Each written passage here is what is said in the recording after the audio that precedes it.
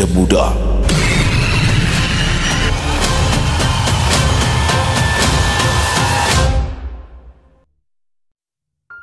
Langit terlihat redup malam ini.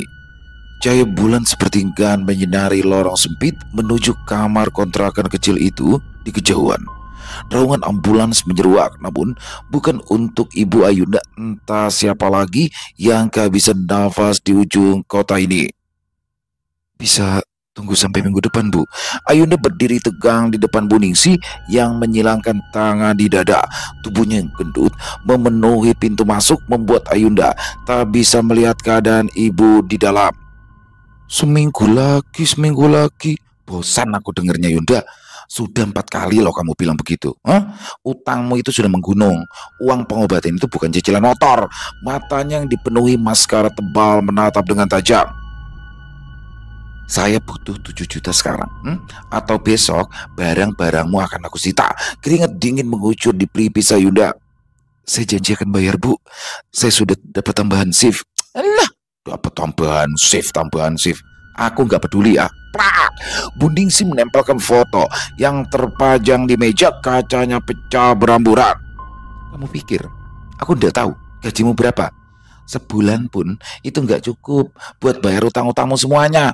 Shift tambahan nggak bantu.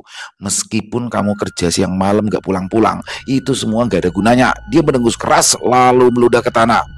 Besok jam 10 pagi, kalau belum ada uang, jangan salahkan aku. Brak! Pintu dibanting tepat di depan wajah piasi itu. Ayunda terduduk lemas di anak tangga. Air mata mengalir tanpa bisa tertahan. Dari dalam terdengar suara ibunya yang terbatuk-batuk. Suaranya semakin lemah dari hari ke hari. Handphonenya bergetar. Ayunda merogoh tasnya yang sudah usang lalu mengambil benda pipi miliknya. Ayunda menghela nafas saat membaca nama Dika yang muncul di layar. Halo. Suara Ayunda serak menahan tangis. Beban ini terlalu berat untuk ia pikul seorang diri. Yunda, suara Dika terdengar berat. Kita perlu bicara. Kamu gak pulang selama 2 minggu, lalu menelponku seakan tidak ada masalah apapun. Cecar Ayunda. Aku tidak bisa lagi. Maksud kamu? Namun dalam hati Ayunda sudah tahu arah pembicaraan ini. Kita sudah 5 tahun berumah tangga, Yun. Tapi hidup kita tidak pernah berubah. Sekarang Mama sudah menjodohkan aku dengan putri teman bisnisnya. Aku gak punya pilihan, Yun. Aku harus menceraikanmu. Aku tidak sanggup lagi. Dunia Ayunda seketika runtuh. 5 tahun berumah tangga, janji-janji untuk masa depan, semuanya hancur dalam sekejap. Jadi, kamu menceraikan aku karena aku miskin? Bukan begitu. Tapi aku tidak bisa menolak kehendak Mama. Katakan sejujurnya, Dika. Kamu tidak mau hidup susah denganku, kan? Dada Ayunda naik turun menahan amarah. Hening sejenak. Maaf, Yun. Aku sudah coba 5 tahun ini tanpa bantuan Mama dan Papa. Aku susah. Aku merana dalam lubang kemiskinan ini. Dan sudah keputusanku. Kita harus berpisah. Kamu lelah miskin. Tapi kamu gak pernah berusaha membuat kita keluar dari dalam lubang itu. Aku yang bekerja. Aku berjuang sendiri selama ini. Kamu terlalu memikirkan gengsi sampai semua tawaran pekerjaan yang ada kamu tolak. Aku juga capek, Dika. Telepon diputus sepihak. Ayunda melemparkan ponsel ke sembarang arah, tidak peduli layar yang retak. 5 tahun hidup bersama, mendampingi suaminya, dan inikah balasannya? Dia pikir semua akan baik-baik saja, tapi semua justru semakin buruk nampaknya. Keesokan harinya, Ayunda terpaksa izin dari kafe tempatnya bekerja. Pikirannya tidak fokus, bisa-bisa malah salah memberi pesanan. Dengan langkah gontai, Ayunda menuju rumah sakit. Ibunya harus masuk UGD lagi. Ini sudah kesekian kalinya. Bagaimana keadaannya, Dok? Tanya Ayunda pada dokter yang baru saja selesai memeriksa ibu. Dokter menggeleng pelan. Kanker hatinya sudah stadium lanjut, Mbak. Kalau tidak segera dioperasi. Ayunda menggigit bibir menahan tangis. Berapa biaya totalnya, Dok? Sekitar 75 juta, itu belum termasuk perawatan pasca operasi. Angka itu terasa seperti vonis mati. Dari mana Ayunda bisa mendapatkan uang sebanyak itu? Gajinya sebagai pelayan kafe hanya 2 juta per bulan. Tabungannya juga hampir habis untuk biaya pengobatan selama ini. Ayunda, sebuah suara familiar memanggil dari arah belakang. Ayunda berbalik. Dia mendapati Sisi berdiri dengan pakaian modis dan tas bermerek. Sudah bertahun-tahun mereka tidak bertemu sejak lulus SMA. Sisi, Ayunda terkejut melihat penampilannya yang berubah drastis. Dulu, mereka sama-sama anak kurang mampu berjuang untuk mendapatkan beasiswa, tapi kini Sisi terlihat seperti sosialita. Ya ampun, udah lama sekali ya. Kamu ngapain di sini? Dia memeluk Ayunda dengan erat. Ibuku sakit, dirawat di sini, jawab Ayunda lirih. Raut wajahnya berubah prihatin. Sakit apa? Kanker hati stadium lanjut. Astaga, dia menutup mulutnya. Apa yang kira-kira bisa aku bantu? Ayunda hampir menolak, tapi keadaan memaksa untuk menerima bantuan dari siapapun. Aku butuh pinjaman uang untuk operasi ibuku. Berapa? 75 juta. Sisi tidak terlihat terkejut dengan jumlah tersebut. Dia hanya mengangguk. Aku bisa bantu, tapi dia menggantung kalimatnya, lalu menatap sekeliling. Kayaknya nggak di sini deh. Kita bicara dekat kafe yang ada di sini yuk. Jadi bagaimana? Kamu mau kasih pinjaman tanpa bunga? Tanya Ayunda sambil menyesap kopi yang Sisi pesankan. Sisi tersenyum misterius. Kamu percaya nggak sama hal-hal mistis, Yun? Kamu tuh nggak perlu utang. Kamu itu cuma perlu kaya mendadak. Dahi Ayunda berkerut. Maksud kamu? Aku punya sahabat kecil yang membantuku. Dia mendekatkan bibir ke telinga Ayunda, lalu bicara dengan menurunkan suaranya. Tuyul? Ayunda yang sedang minum hampir saja tersedak. Tuyul? Yang bener aja loh sis. Ini kan bukan film horor. Aku serius. Coba lihat hidupku sekarang deh, Yun. Dulu kan kita sama-sama miskin, ingat nggak? Sekarang itu aku udah punya rumah mewah, udah punya mobil, dan bisnis onlineku lancar banget. Tapi, Tuyul, itu bukannya cuma mitos. Sisi mengeluarkan dompetnya. Dia menunjukkan setumpuk uang kertas ratusan ribu. Kamu pikir dari mana semua ini? Aku cuma lulusan SMA, sama kayak kamu. Ayunda terdiam memandangi uang yang ada di hadapannya dengan perasaan campur aduk antara tidak percaya dan tergoda. Ya kalau kamu emang mau, aku bisa ngajak kamu sih ke tempat yang sama. Sisi berbisik. Di sana, kamu nanti bisa mendapatkan sahabat kecil seperti punyaku. Tempat apa? Ada sebuah makam keramat di kota santri Jawa Timur. Ada juru kunci yang bisa membantumu. Dalam kepala Ayunda, wajah ibunya yang pucat terbayang. Lalu bayangan Dika yang sudah meninggalkannya karena alasan materi, dan Buningsi yang akan menyita barang-barang Ayunda besok.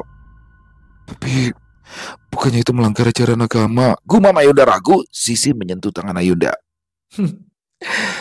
Dunia sudah melanggar hak kamu untuk hidup layak, Yun. Ibu kamu sekarat, suami kamu menceraikan kamu karena kamu kismin. Coba bilang apa?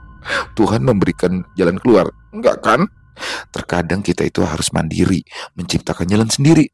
Kalau urusan dosa mah, udah deh lupain aja. Jalan hidup tuh masih panjang. Kalau udah mau mati tinggal tobat. Selesaikan, gampang. Kata-kata itu merasuk ke dalam hati Ayunda yang rapuh, dendam, dan keputusasaan mulai menggerogoti keyakinannya. Kapan kita bisa pergi ke sana? Tanya Ayunda akhirnya setelah cukup lama menimbang-nimbang. Senyum Sisi mengembang. Siap malam ini nggak? Kita pesan tiket dan besok malam kamu bakal dapat sahabat kecil yang siap untuk mengabdi padamu untuk menjadi kaya. Dada Ayunda berdetak dengan kencang. Semudah itu? Ya kalau kamu udah nekat, ya ada pengorbanan darah dan air mata juga di jalan ini. Tapi cincin berlian dan dompet di meja itu ditunjukkan jelas oleh Sisi. Kamu akan kaya. Sisi tersenyum. Aku siap.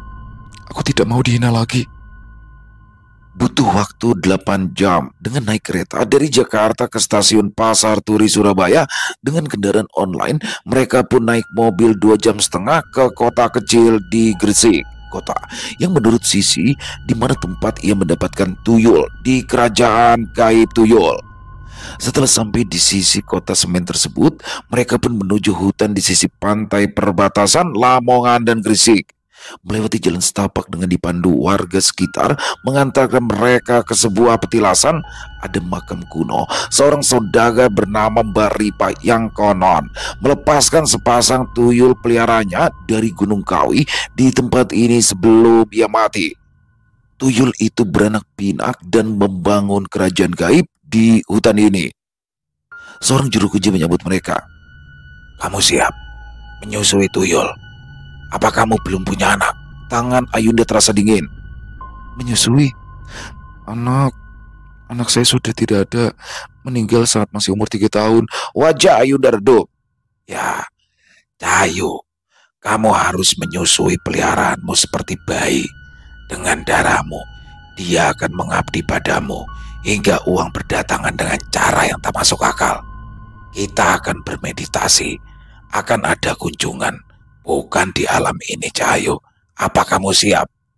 Nggih, Pade, kulo siap. Dalam meditasinya, semua terasa senyap dan dingin. Ayunda butuh fokus sampai akhirnya suara angin terasa mengusik, suara berdebam keras mengusik indera pendengaran Ayunda. Bayangan itu bukan ilusi.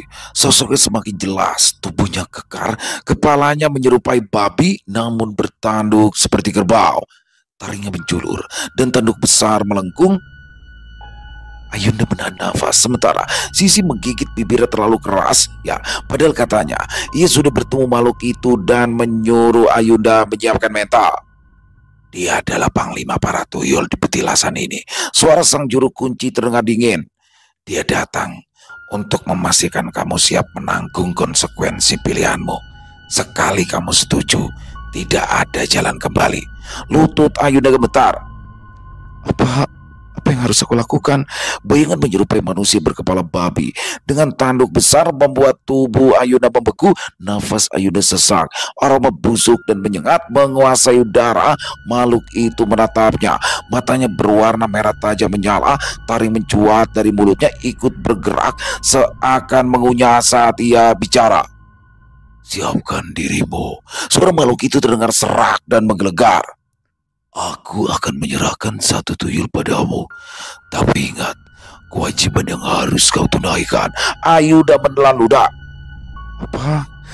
Apa yang harus aku lakukan? Suaranya bergetar. Juru kunci menguatkan Ayunda dengan anggukannya. Makhluk itu menyeringai, memperlihatkan gigi tajam yang berlumuran cairan hitam pekat.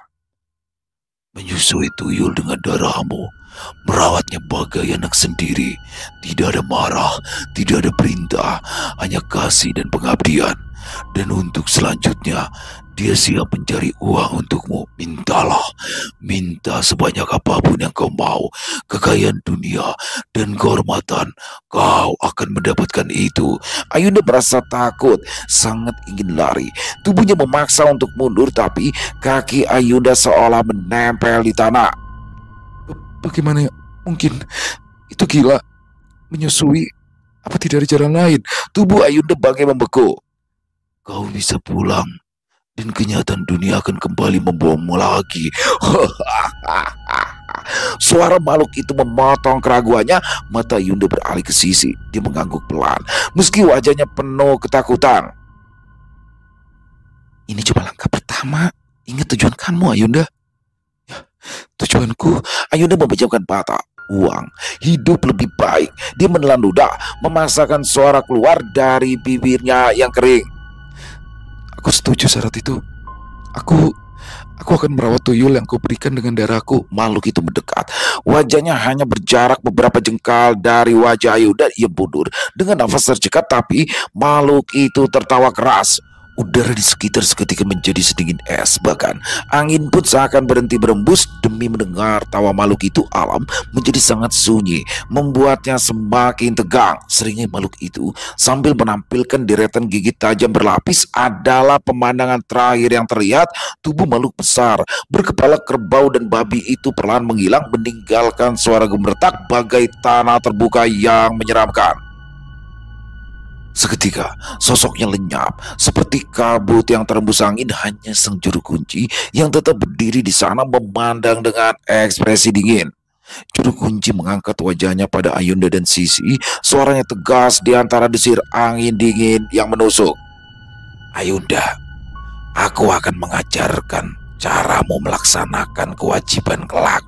Ayunda menunduk, pikirannya melayang pada bayangan hidup mewah, tumpukan uang, rumah besar, semua yang selama ini ia dambakan ada di ujung keputusan ini. "Lihat tasmu sekarang," kata sang juru kunci. Angin kembali bertiup normal. Desiran daun serta cahaya bulan terlihat setelah makhluk gaib penjaga itu lenyap. Suasana kembali tenang. Sisi kini tersenyum pada kawannya. Ayunda lega, artinya ritual ini berhasil. Tangan Ayunda gemetar membuka tas. Sebuah botol hitam pekat muncul. Entah dari mana ia memegangnya erat meski hatinya penuh keraguan. "Bawa pulang botol itu. Letakkanlah di ruangan khusus. Buka tutup botolnya dengan membentangkan kain kafan serta kemenyan untuknya. Aku akan mengajarkan mantra agar mata batinmu terbuka dan bisa melihat jelas peliharaanmu." Suara juru kunci itu terdengar dengan jelas dan anggukan Ayunda menutup ritual di bawah pohon besar petilasan yang mereka lakukan. Sisi segera menelpon seseorang, menyiapkan rumah yang ia sewa untuk Ayunda. Lagi-lagi Ayunda berutang budi atas bantuan dan kesigapannya. Katanya Ayunda butuh untuk tuyulnya. Ayunda betul saja toh, nanti kata Sisi, Ayunda pasti sanggup membeli rumah itu cash. Ayunda tergelak mendengar celotehnya. Harapan kekayaan makin membutakan hati Ayunda yang kini beku. Tampaknya tak ada rasa sesal akan keputusan ini, walau nuraninya terus berkata jika ini adalah jalan yang salah. "Persetan dengan yang benar atau salah, persetan dengan dosa. Yang penting sekarang aku bakal kaya, aku bakal dihormati." Rutuk Ayunda spontan pada dirinya sendiri saat nuraninya terus berusaha mengingatkan.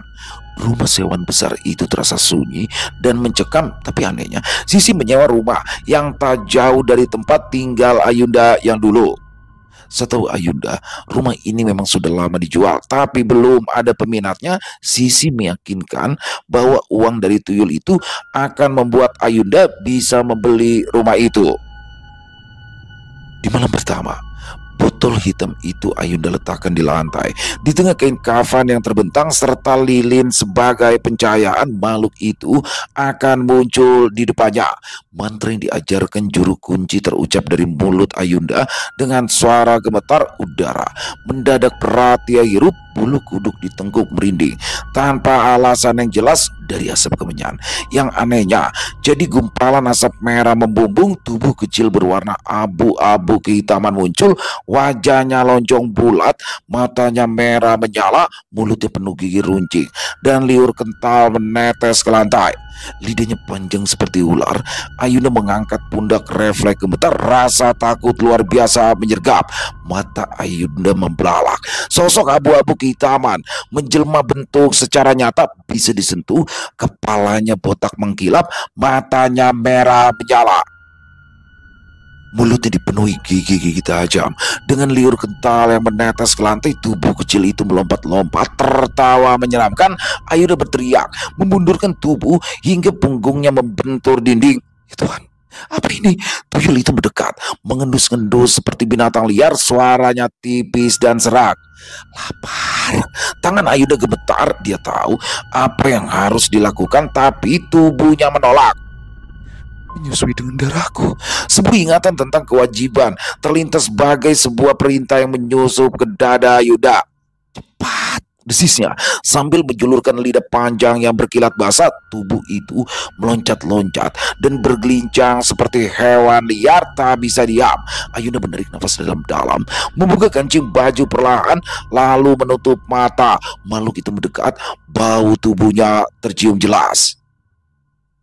Ayunda menahan pual, takut, dan rasa jijik saat gigi-gigi kecil itu mulai menyentuh kulitnya. Nyeri seperti sembilu disertai rasa panas yang menjalar ke seluruh tubuh. Makhluk itu lebih mirip menyeringai daripada tertawa, bergelinjang. Mirip bayi tingkahnya, namun dalam rupa yang menyeramkan dan suara yang membuat bulu kuduk berinding. Pikiran Ayunda mencoba fokus, matanya terpejam dengan gemetar. Tumpukan uang, rumah mewah, mobil berkilap, semua itu cukup untuk menahan rasa sakit ini. Ketika selesai, Ayunda hampir saja pingsan. Tubuhnya terasa lemas, peluh membasahi seluruh pakaian. Sisi yang menginap menemani Ayunda masuk, memberikan madu dalam cangkir kecil. Kamu berhasil, Ayunda. Besok dia akan mulai bekerja untuk meraup kekayaan, katanya, menguatkan diri Ayunda sendiri yang serasa tak kuat untuk bangkit. Tawa tuyul itu terdengar menggema di penjuru kamar.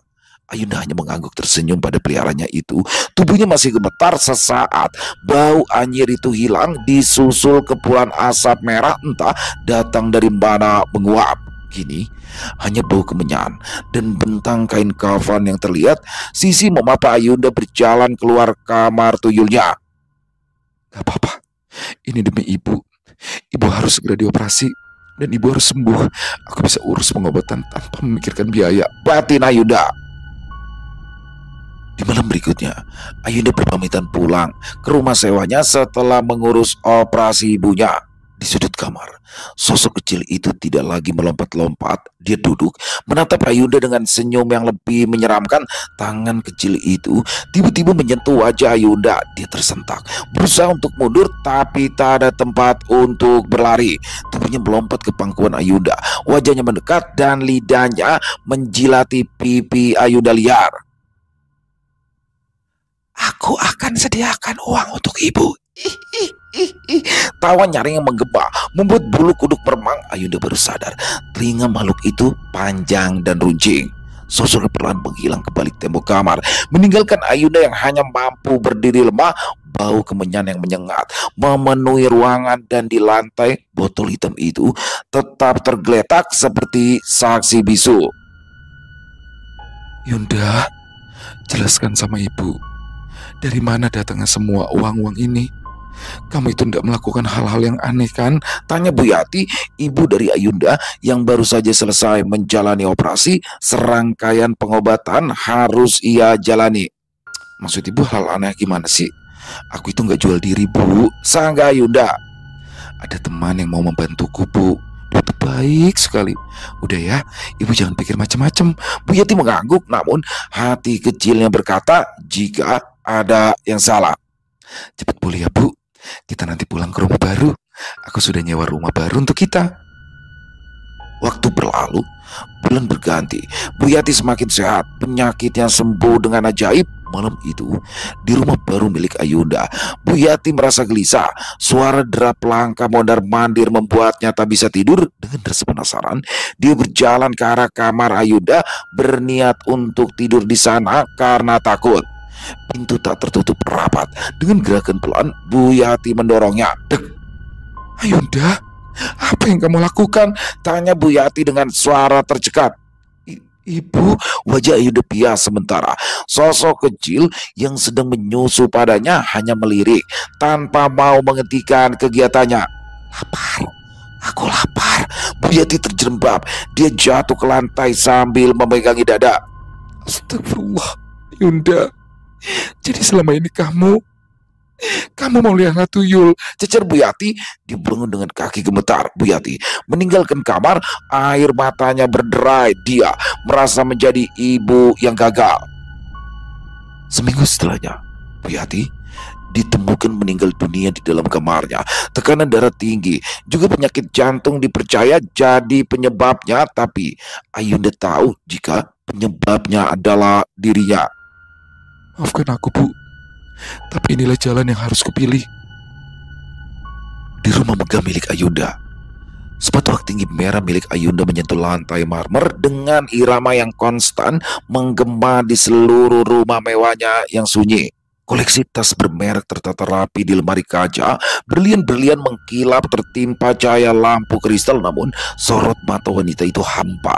Cermin oval antik di sudut kamar memantulkan bayangan tubuhnya yang kian bergurus. Tulang pipi menonjol dan lingkaran hitam menghiasi matanya yang dulunya berbinar. Nyonya, ada tamu mencari, ujar pembantunya dari balik pintu. Tangan Ayunda bergetar saat ia merapikan rambut. Luka gores di sekitaran dadanya seminggu yang lalu belum juga menutup. Darah mengering di sekitarnya membentuk rak kehitaman.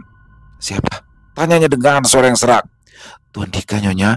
Sudut bibir Ayunda terangkat membentuk senyuman dingin. Dika, pria yang dulu meninggalkannya saat ia tak punya apa-apa, pria yang sudah menginjak-injak harga dirinya. Suruh dia menunggu di ruang tamu. Dika duduk gelisah di sofa mahal berwarna putih, kemejanya lusuh, kontras dengan kemewahan rumah bergaya Victoria itu. Dika, lama nggak jumpa. Suara Ayunda memecah keningan. Dika berdiri dengan canggung, menyaksikan transformasi perempuan yang dulu ditinggalkannya. Ayunda yang sekarang mengenakan gaun satin hitam yang menjuntai hingga ke lantai, kalung berlian menghiasi lehernya yang kurus. Ayunda, kau terlihat berbeda, ucap Dika terbata. Ya tentu saja, hidup berubah begitu cepat bukan? Ayunda tersenyum tapi matanya tetap dingin. Ada perlu apa kamu kemari? Dika menelan ludah. Yun, aku dalam kesulitan. Bisnisku bangkrut. Kreditur mengejarku, mereka mengancam akan menyakiti keluargaku jika... Oh, jadi kamu butuh uang? Potong Ayunda, jari-jarinya yang luka mengetuk-ngetuk lengan sofa. Aku janji akan mengembalikannya. Ini hanya pinjaman sementara. Kau tahu, aku selalu menepati janji. Tawa Ayunda meluncur dengan tajam memotong kalimat Dika. Menepati janji? Seperti janjimu untuk tidak meninggalkanku dulu. Wajah Dika memucat. Ayunda, itu masa lalu. Aku minta maaf. Aku benar-benar menyesal. Berapa yang kau butuhkan? Tanya Ayunda tiba-tiba. 500 juta. Jawab Dika cepat, matanya berbinar penuh harap. Ayunda mengangguk pelan. Dia berjalan ke arah lemari antik di sudut ruangan dan membukanya dari dalam. Dia mengeluarkan sebuah koper kulit berwarna hitam. Dika menatapnya dengan nafas tertahan. Ini yang kau inginkan bukan? Ayunda membuka koper itu, menampilkan tumpukan uang yang rapi. Tangan Dika terulur dengan gemetar. Namun sebelum jemarinya menyentuh uang itu, Ayunda menutup koper dengan tangan yang keras. Tapi sayang, aku bukan Bang Amal, bisiknya. Bagaimana perasaanmu ketika harapanmu dipatahkan seperti yang kau lakukan padaku dulu? Ayunda, aku mohon Ayunda, mereka akan menyakiti anak-anakku. Keluar, teriak Ayunda, matanya berkilat murka. Vas bunga di dekatnya bergetar tanpa disentuh. Jendela-jendela mendadak berderit. Dika terhuyung mundur, bulu kuduknya meremang tanpa sebab. Kau berubah Yun, ujar Dika dengan suara bergetar. Iya, semua itu berkat temanku. Ayunda tersenyum secara misterius. Dia sangat setia, tidak sepertimu. Malam itu, setelah Dika pergi, Ayunda duduk di tepi ranjang. Jam dinding menunjukkan pukul 12 lewat. Dia membuka kancing atas bajunya, memperlihatkan bekas luka melingkar seperti gigitan di sekitar dadanya. Kemarilah, bisik pada kegelapan. Waktunya makan. Suara cekikan anak kecil terdengar dari kolong tempat tidur. Sosok kecil berkulit keabu-abuan dengan mata merah menyala merangkak keluar, giginya yang tajam berkilat dalam keremangan. Tuyul itu melompat ke pangkuan Ayunda saat makhluk itu mulai menghisap darahnya. Ayunda meringis kesakitan, air mata mengalir di pipinya yang tirus, namun ia tak bisa berhenti. Di sudut ruangan, foto mendiang ibunya menatap dengan sorot sedih. Wanita itu meninggal. Jantungnya berhenti berdetak setelah ia menyaksikan jika putrinya sering menyusui. Makhluk mengerikan itu kematian yang menyiksa Ayunda setiap malam. Ponsel bergetar. Nama Andi muncul di layar itu. Foto pria tampan berusia 30-an itu terpampang, pria yang kini menjadi kekasihnya, atau setidaknya begitulah yang Andi pikir. Tapi Ayunda tahu lebih baik. Dia melihat bagaimana mata Andi mengikuti perhiasannya, bukan dirinya. Bagaimana pria itu berbisik di telepon tentang mangsa empuk. Ketika dia berpikir Ayunda sudah tertidur. "Besok kita beri dia pelajaran," bisik Ayunda pada tuyulnya yang masih menghisap dadanya. Makhluk itu mengeluarkan suara terkekeh. Matanya berkilat merah dalam kegelapan. Dengan kekayaannya, Ayunda dapat menentukan akhir bagi laki-laki yang berani menginjak harga dirinya. Keesokan harinya, Andi ditemukan tewas di dalam apartemennya. Tubuhnya dingin, matanya terbuka lebar dengan ekspresi ketakutan. Para dokter menyebutkan serangan jantung. Tidak ada yang mencurigai, tidak ada yang tahu tentang ritual yang Ayunda lakukan dengan dukun dari pelosok desa 3 hari sebelumnya. Saat pemakaman Andi, Ayunda berdiri dari kejauhan. Payung hitam menutupi wajahnya yang pucat, bibirnya menyunggingkan senyum samar. "Satu lagi pengkhianat pergi," bisik pada angin. Malam itu Ayunda menatap cermin. Bayangannya tampak semakin tipis seolah kehadirannya di dunia ini kian memudar. Luka-luka di tubuhnya tak kunjung sembuh. Kulitnya yang dulu bersinar kini kusam di balik kemewahan yang dimilikinya. Dia menyadari bahwa ia perlahan sekarat. Tapi tak apa, ia telah membayar harga untuk membalas semua penghinaan, untuk setiap air mata yang pernah jatuh, untuk setiap penolakan yang pernah diterima. Mereka semua telah membayar. Jika masih ada yang berani mengusiknya, mereka akan bernasib sama. Karena saat ini Ayunda tak lagi sendiri. Dia memiliki teman yang tak akan pernah meninggalkannya. Saat memejamkan mata, dia bisa mendengar suara cekikikan dari sudut gelap kamarnya. Tuyul itu tak pernah jauh, tak akan pergi hingga tetes darah terakhirnya.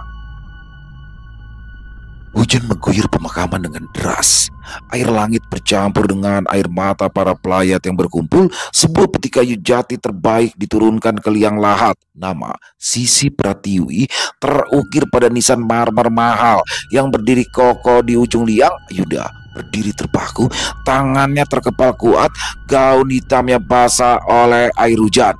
Di tangan kanannya tergenggam secari kertas hasil autopsi sahabatnya yang menyatakan kematian akibat anemia berat dan kehilangan darah dalam jumlah signifikan. Para dokter kebingungan menemukan puluhan luka berbentuk gigitan di sekujur tubuh Sisi, terutama di area dada. Seluruh tubuh korban seolah telah kehilangan darahnya. Ayunda tahu persis apa penyebabnya. Turut berduka cita, ujar seorang pria yang berdiri di sampingnya. Payung hitam melindungi mereka dari derasnya hujan. Sisi wanita yang baik. Ayunda menoleh. Pria itu tinggi dengan wajah teduh. Garis-garis halus di sudut matanya menandakan usia yang tak lagi muda, namun justru memberikan kesan bijaksana. "Terima kasih, Pak." "Rangga, saya seberapa jauh Sisi dari ibunya?" Ayunda mengangguk. Hatinya terlalu sesak untuk berbicara panjang lebar. Mata sembabnya melirik ke arah semak-semak di kejauhan. Sepasang mata merah mengawasinya dari sana. Ayunda cepat-cepat mengalihkan pandangan. "Sisi sering bercerita tentang Anda." "Lanjut, Rangga." "Katanya Anda pengusaha yang sukses ya." Jari-jari Ayunda yang pucat mencengkram tas tangannya. "Sisi terlalu melebih-lebihkan." Seminggu berlalu sejak pemakaman. Ayunda duduk di ruang kerja mewahnya, menatap tumpukan dokumen berisi transaksi jutaan rupiah. Matanya kosong, pikirannya melayang pada kenangan terakhir bersama Sisi. Bagaimana sahabatnya itu mengunjunginya larut malam dengan wajah yang pucat. Sisi yang meminta tolong karena tubuhnya semakin lemah. Bel pintu berbunyi, menarik Ayunda kembali pada realita. Pembantunya masuk membawa kartu nama. "Ada tamu mencari nyonya." Kartu nama itu bertuliskan Rangga Wijaya, kontraktor. Ayunda merapikan rambutnya yang kusut dan menyemprotkan parfum mahal ke pergelangan tangannya yang kurus. Di ruang tamu, Rangga duduk dengan tenang. Dia mengenakan kemeja biru sederhana, kontras dengan interior rumah Ayunda yang mewah berlebihan. Maaf, sudah mengganggu waktu Anda. Rangga tersenyum ramah saat Ayunda menghampiri. Saya datang membawa barang-barang milik Sisi. Sebuah kotak kayu diletakkan di atas meja. Rangga membukanya, mengeluarkan kalung dengan liontin, foto Ayunda dan Sisi berpelukan. Sisi meninggalkan ini untuk Anda, ujar Rangga. Tangan Ayunda gemetar. Saat ia menerima kalung itu, dadanya terasa berat. Liontin itu mengingatkannya pada masa-masa sebelum kegelapan merenggut hidupnya. Sore berganti malam, tapi aneh, Rangga belum beranjak. Mereka berbincang panjang lebar, mengingat Sisi, membicarakan masa lalu. Ayunda menemukan dirinya tertawa, tawa yang tulus pertama sejak bertahun-tahun. Hatinya menghangat. Ya, sepertinya sudah waktunya saya pulang. Rangga melirik jam tangannya yang sederhana. Apa kita bisa bertemu lagi? Tanya Ayunda cepat, suaranya terdengar berharap. Rangga tersenyum. Tentu. Pertemuan itu berlanjut ke pertemuan berikutnya. Rumah makan sederhana di pinggir kota, bioskop kecil memutar film lama, taman kota di sore hari. Rangga adalah seorang duda dengan anak yang sudah berkuliah, membawa ketenangan yang tak pernah Ayunda rasakan. Tidak ada tatapan menghakimi saat melihat wajahnya yang pucat atau tubuhnya yang terlalu kurus. Malam itu, saat Rangga mengantarkannya pulang, pria itu memberanikan diri menggenggam tangannya. Ayunda, aku menyukaimu, ucapnya tulus. Jantung Ayunda berdebar kencang. Sesuatu yang hangat mengalir di dadanya, namun kehangatan itu segera berganti dingin ketika telinganya menangkap suara cekikikan familiar dari balik semak-semak. Ada yang aneh tentang kekayaanmu, lanjut Rangga, suaranya serius. Kamu memiliki segalanya, tapi matamu selalu ketakutan. Tubuhmu pun semakin kurus setiap kali kita bertemu. Apa yang sebenarnya terjadi? Keheningan menggantung di udara. Lidah Ayunda terasa keluh. Aku hanya ingin kamu tahu, Rangga meneruskan. Apapun itu, kau bisa memilih jalan yang lain. Lepaskan apa yang sudah menyakitimu, atau dia menarik nafas panjang. Suatu saat pasti kita harus berpisah, karena aku tidak akan tega melihatmu yang terus kesakitan. Air mata menggenang di pelupuk mata Ayunda malam itu. Untuk pertama kalinya dia berhasrat menceritakan segalanya tentang tuyul, tentang perjanjian, tentang darah. Namun kata-kata itu tertahan di tenggorokannya. Hari berganti minggu. Rangga semakin menjauh saat Ayunda mulai menaruh hati. Keputusasaan mendorong Ayunda mengunjungi dukun yang ada di pelosok gunung. Dalam gubuk beratap ilalang, wanita tua bermata sayu memberikan susuk dan ramuan pengasihan. Laki-laki itu tak akan bisa menolakmu lagi, janji sang dukun. Di malam berikutnya, Ayunda mengundang Rangga makan malam. Lilin-lilin wangi bertebaran, anggur terbaik dituangkan, susu sudah terpasang di bawah kulit wajahnya. Ramuan pengasihan dicampurkan ke dalam minuman. Rangga datang dengan senyum hangat seperti biasa. Tidak ada perubahan dari tatapannya. Saat ia melihat Ayunda, dia meminum anggur itu tanpa curiga. Namun alih-alih terpesona, pria itu justru mengerutkan kening. Ada yang aneh dengan minuman ini, ujarnya meletakkan gelas bibirnya, mengumandangkan asma Allah sebelum meminumnya. Dan ada yang berbeda dengan wajahmu. Hati Ayunda mencelos susu dan pengasihan nyata mempan pada pria yang taat beribadah. Di malam berikutnya, jeritan terdengar dari rumah tetangga. Perhiasan dan uang raib secara misterius. Seorang anak terluka parah dengan luka gigitan aneh di sekujur tubuhnya. Desa gempar. Orang-orang berbisik tentang makhluk kecil berkepala botak yang terlihat berlarian di malam hari. Tuyul milik Ayunda mulai tak terkendali di dalam kamarnya. Ayunda membuka laci nakas. Sepucuk surat usang terlihat, surat terakhir dari ibunya sebelum beliau meninggal. Anakku, kau telah memilih jalan yang salah. Kekayaan yang kau kejar dengan cara yang kotor hanya akan membuatmu kehilangan segalanya, termasuk jiwamu. Ibu kecewa, Dok, tapi ibu akan selalu menyayangimu. Semoga suatu hari kau menemukan jalan terang kembali. Air mata Ayunda menetes membasahi kertas itu. Tiba-tiba telepon berdering nyaring. Suara panik Rangga terdengar di seberang sana. Ayunda, rumahku dimasuki maling aneh. Semua uangku hilang. Dan ada makhluk aneh kecil hitam menyerang dengan cakar tajam membuat pintuku membekas. Lalu entah bagaimana aku tidur dan bermimpi makhluk itu. Waktu aku terbangun, dadaku terluka oleh cakaran yang begitu dalam, seperti cakaran binatang buas. Kamu di mana sekarang? Di rumah sakit. Dokter masih menyelidiki dengan berbagai tes untuk mengetahui penyebab luka ini. Jantung Ayunda seolah berhenti berdetak. Tuyul itu telah menyerang Rangga. Tuyul miliknya itu cemburu pada Rangga, padahal Rangga adalah satu-satunya orang yang mencintainya dengan tulus. Aku segera datang. Hubungan telepon itu terputus. Pintu kamar berdiri terbuka. Makhluk kecil dengan kepala botak dan mata merah menyala merangkak masuk. Mulutnya berlumur darah. Dia menyeringai lebar, memperlihatkan gigi-gigi tajamnya. Waktunya makan. Makhluk itu berbisik dengan suara anak kecil yang mengerikan. Tubuh Ayunda gemetar dengan tangan lemah. Ia membuka kancing atas bajunya, memperlihatkan tubuh bagian atas yang penuh dengan luka gigitan mengering. Bekas-bekas darah mengering menjadi kerak kehitaman di sekitarnya. Tuyul itu melompat ke pangkuannya, mulai menghisap darah dengan rakus. Ayunda meringis kesakitan, namun ia tak mampu melawan. Mata Ayunda menatap hampa ke arah jendela kamar. Dari bentulan kaca, dia melihat wajahnya sendiri pucat, kurus, dengan lingkaran hitam di sekitar mata. Ia tak lagi mengenali dirinya sendiri. Kekayaan yang dimilikinya tak membawa kebahagiaan, hanya rasa takut, kesepian, dan rasa sakit. Sisi, sahabatnya telah tiada. Ibunya telah pergi dengan kekecewaan. Rangga, cintanya, dalam bahaya, dan dirinya, dia telah kehilangan jiwanya. Ayunda menatap lilin yang menyala di meja samping tempat tidurnya. Api kecil yang menari-nari seolah memanggilnya. Sebuah keputusan terbentuk dalam benaknya. Dengan satu gerakan cepat, Ayunda mendorong tuyul itu dari pangkuannya. Makhluk itu terjatuh ke lantai, menggeram marah. Ayunda berlari ke arah lemari, mengambil botol kaca kecil berwarna hitam tempat tuyul itu bersemayam.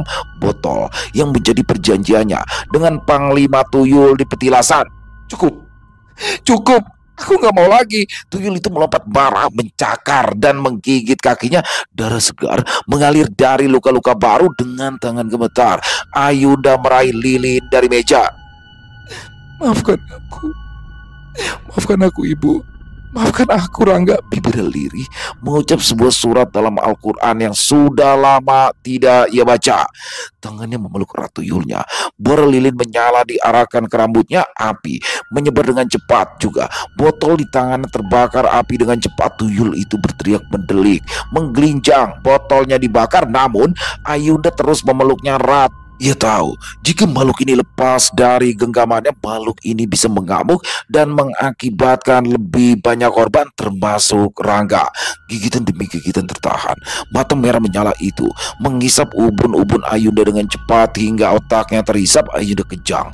Dengan gerakan tak terkendali, menahan rasa sakit luar biasa. Lilin di tangan Ayunda masih menyala. Rambutnya sudah terbakar. Dengan pasti disentuhkannya lilin itu ke gorden jendela. Api kecil menyebar dengan cepat menjilat seluruh kamar. Kita selesaikan di sini, ujar di tengah kobaran api yang semakin besar. Ayunda melemparkan diri dalam tirai yang berkobar. Botol kaca hitam itu pecah, mengeluarkan asap kehitaman. Jeritan melengking terdengar dari tuyul yang terbakar. Kulitnya mengelupas, matanya meleleh. Api menyebar ke seluruh rumah. Semua kekayaan hasil perjanjian dengan kegelapan itu perlahan terbakar menjadi abu. Ayunda duduk di tengah kamar yang terbakar. Air mata mengalir di pipinya yang pucat. Untuk pertama kalinya dalam bertahun-tahun, ia tersenyum dengan damai. Beban berat terangkat dari pundaknya. Dia telah memilih jalan keluar dari lingkaran kegelapan meski harus dibayar dengan nyawanya sendiri. Dari kejauhan, sirine mobil pemadam kebakaran meraung-raung. Tapi semua sudah terlambat. Rumah mewah yang berdiri kokoh itu kini hanya tinggal puing-puing berselimut bara api. Dan di tengahnya ada seorang wanita yang akhirnya menemukan kedamaian bercampur dengan abu kekayaan yang fana. Seminggu kemudian, Rangga berdiri di depan puing-puing rumah Ayunda. Tangannya menggenggam kalung berliantin foto Ayunda dan Sisi. Kalung yang diselamatkannya dari api. Ia menatap ke langit dan berbisik pelan. Semoga kau menemukan kedamaian, Ayunda. Angin bertiup lembut, seolah membawa jawaban dari dunia yang berbeda. Selesai. Wow, luar biasa kisah dari Finlandita. Oh, ini keren banget. Asli, ini keren banget kisahnya. Menurut saya pribadi ya, karena di sini pesugihan tuyul. Kan banyak orang, banyak kisah-kisah yang pesugihan atau apa, santet apa, tapi tidak dijelaskan secara detail. Kalau di sini dijelaskan secara detail banget ya. Bagaimana cara ritual mendapatkan tuyulnya itu, terus bagaimana cara mengoperasionalkannya, bagaimana cara merawatnya. Ngeri banget ya teman-teman ya. Nyusunya dia yang dihisap darah ya kan, tapi lewat seperti anak bayi yang menyusu, dan di situ mohon maaf ya ada bercak-bercak apa sih? Bercak-bercak bekas gigitan di sekitaran area dada si wanita pemilik tuyul tersebut, dan juga semakin lama kulitnya semakin pucat, terus badannya semakin kurus karena darahnya habis, seperti yang dialami oleh Sisi ya, rekan seprofesi, rekan sejawatnya dalam pemeliharaan tuyul, yang mana Sisi meninggal dunia karena dinyatakan kekurangan darah. Jadi dokter juga bingung, darahnya seperti benar-benar habis, kurus kering ya. Di sini keren banget. Bagaimana juga dalam kisah ini banyak sekali konflik ya. Pertama kali konflik rumah tangga sampai akhirnya ditinggalkan oleh suaminya yang orang kaya tapi hidup susah sama dia. Terus ibunya sakit, utang di mana-mana, bahkan sampai punya pacar lagi, tapi pacarnya cuma pengen morotin si Andi, cuma ngelihat yang dilihat sama dia uangnya aja ya, di situ diselesaikan, dan terakhir muncullah sosok Rangga. Jadi keren pakai banget di sini. Saya jujur aja, saya suka nih kisah-kisah yang seperti ini, bagaimana banyak konflik di dalamnya, dan juga untuk pesugihannya juga secara rinci. Tapi sekali lagi teman-teman, pesugihan ini tetap tidak baik, apapun alasannya tidak baik, dan don't try this at home. Pokoknya intinya pesugihan di sini dikisahkan secara rinci dengan maksud agar jangan sampai kita suatu saat terjebak dalam hal-hal seperti itu. Jadi kesulitan, baik kesulitan ekonomi, kesulitan dalam hidup ini, ya kita harus bisa dengan sabar melewatinya, menjalaninya dengan cara yang baik. Mungkin beberapa orang bilang, ngomong sabar gampang, menjalani yang susah ya. Tapi mau gimana lagi, kan harus dijalanin gitu ya kan. Yang jelas jangan pernah menyerah apapun kesulitannya, karena Allah menurunkan masalah beserta dengan kuncinya juga. Jadi itu ya teman-teman ya. Waduh, saya selalu banget nasihatin. Enggak, sebenarnya itu lebih menasihati diri saya sendiri juga sih. Kita saling menasihati aja teman-teman ya. Sekali lagi terima kasih kepada Finlandita atas kisahnya yang luar biasa. Ditunggu lagi untuk kisah-kisah selanjutnya. Dan semoga teman-teman merasa terhibur ya, para pecinta penikmat horor misteri. Lebih khusus lagi kepada para subscriber dari channel Ilo Bercerita. Buat teman-teman yang mungkin punya komentar lain, yang punya pendapat lain ya tentang kisah barusan, bisa menuliskan di dalam kolom komentar ataupun hanya sekedar saling menyapa, silakan. Insya Allah kami akan menjawab satu persatu. Buat teman-teman yang suka dengan videonya, bisa diklik tombol like, tombol jempolnya, boleh juga dibantu di-share ya link videonya ini ke teman-teman yang lain agar juga ikut merasa terhibur. Dan buat teman-teman yang mungkin belum subscribe channel Ilo Bercerita, yuk diklik tombol subscribe, jangan lupa lonceng notifikasinya juga dinyalakan agar teman-teman selalu mendapatkan notifikasi dari konten-konten yang akan kami upload selanjutnya. Dan untuk channel Ilo Bercerita, kami upload setiap hari teman-teman ya, setiap malam jam 9 malam waktu Indonesia bagian Barat. Kami juga ingin mengucapkan terima kasih ya kepada seluruh teman-teman yang sudah selalu setia hadir, yang sudah selalu mendukung kami, karena teman-temanlah kami selalu bersemangat berkarya di setiap harinya. Nah iya, buat teman-teman yang mungkin punya kisah horor misteri ya, yang apabila mungkin berkenan untuk dibawakan di channel kami, silakan bisa mengirimkannya ke nomor telepon kami yang ada di sini, bebas. Kirimannya boleh dalam bentuk tulisan, boleh dalam bentuk rekaman suara, senyamannya teman-teman aja. Dan buat teman-teman yang sudah mengirimkan kisah, kami ucapkan terima kasih. Di akhir kata, saya Ilo mengucapkan permohonan maaf apabila mungkin dalam pembawaan kisahnya barusan ada kata-kata saya yang salah ataupun ada kata-kata saya mungkin yang kurang berkenan. Saya mohon dibukakan pintu maaf yang seluas-luasnya. Sampai berjumpa lagi di konten-konten kami selanjutnya yang pasti tidak kalah serunya, yang pasti tidak kalah horornya. Masih bersama saya Ilo di channel Ilo Bercerita. Salam sehat, sukses selalu untuk kita semua. Wassalamualaikum warahmatullahi wabarakatuh.